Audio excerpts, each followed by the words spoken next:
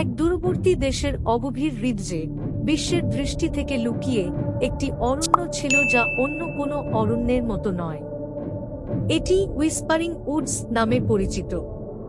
এখানে গাছগুলি এত উঁচুতে পৌঁছে যেত যে তাদের শীর্ষগুলি আকাশের স্পর্শ করত, আর পাতাগুলি এত ঘন ছিল যে কেবল সূর্যের সামান্য রশ্মি মাটিতে পৌঁছাত। বাতাসে ফুটন্ত ফুলের মিষ্টি গন্ধ আর প্রাচীন শাওলার গন্ধ মিশেছিল। কিন্তু তার সাথে আরও কিছু ছিল, একটি মৃদু গুঞ্জন, যেন গাছগুলি নিজেরাই জীবন্ত ছিল। অনেক আগে হুইসপারিং উডসের শাসন করতেন এক জ্ঞানী এবং প্রাচীন প্রাণী, যার নাম ছিল দ্য গ্রেট ব্যানিয়ান। তিনি শুধুমাত্র একটি গাছই ছিলেন না, বরং অরণ্যের প্রতিটি গোপন কথা জানতেন।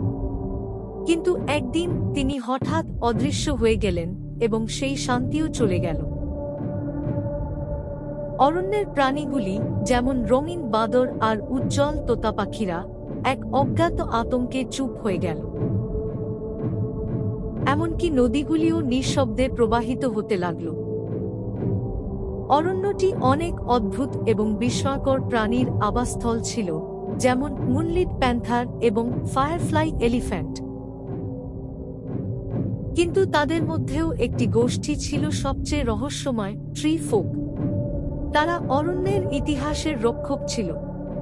এক সন্ধ্যায় তরুণ ট্রি ফোক টালু প্রবীণদের সাথে বসে শুনল যে অরণ্যটি পরিবর্তিত হচ্ছে। নাইটশেড বিস্টস এবং উইপিং উইলোস এর গল্প তাকে ভীত করল। সেই রাতে টালু অরণ্যের মাটির দিকে এগিয়ে গেল। গাছগুলি যেন তার দিকে ঝুঁকে পড়েছিল, বাতাসে ফিসফিস করছিল। অবশেষে টালু একটি ছায়াময় আকৃতি দেখল। আকৃতিটি ছোট ছিল, একটি শিশুর চেয়ে বড় নয়, কিন্তু বিস্তারিত বর্ণনা করা কঠিন ছিল। টালু ভয়ে পা পিছিয়ে নিল, কিন্তু আকৃতিটি আরো কাছে চলে এল। তার আকৃতি পরিবর্তিত হতে থাকল।